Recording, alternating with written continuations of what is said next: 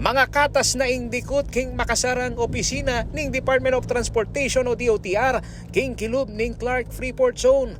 Base king impormasyon na ikuana ning CLTV 36 News, Oktubre pa niyang milama sa Banuang 2022, anyang linipat de ing headquarters ning DOTr king datirang opisina king Mandaluyong. Kinumpirma na ining Transportation Secretary Jaime Bautista anyang Mika Business Forum ya kaya bering executives na ning Clark Development Corporation na niyang Biyernes, October 20.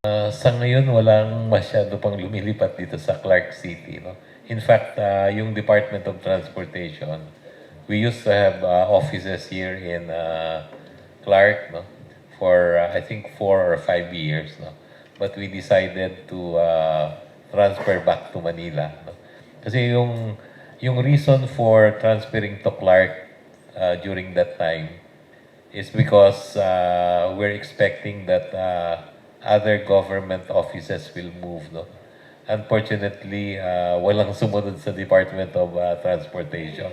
Bista man mi balik na la keng National Capital Region, naman kanu migbayo ing posisyonan ng gobyerno at dekongesya ing Metro Manila. Manwala pa rin kanu Secretary Bautista na maulagang misunduya ing decentralization king National Capital Region bang solusyonan ing matinding problema king traffic. But I think we need really to develop that new Clark City to be the future government center. No? Other countries, ganun na po nangyayari. No?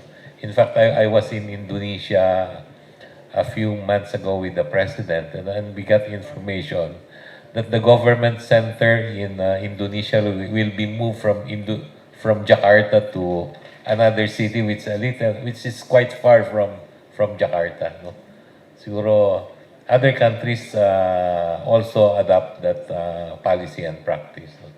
Aminado yung Transportation Secretary ang maragulyang challenge king Administrasyong Marcos Jr. ing traffic ang maging sangkan ning bilyong-bilyong peso sa halaga ning economic loss.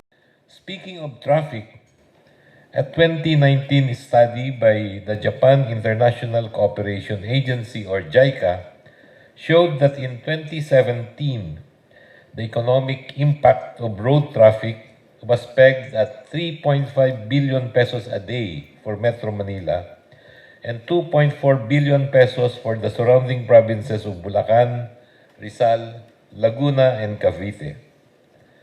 According to the study, the total annual direct economic cost of traffic congestion stands at more than 1.277 trillion pesos. Ako yung kaya kayong talasuyo ay Paulo G. Santos, ating pusong makabalan.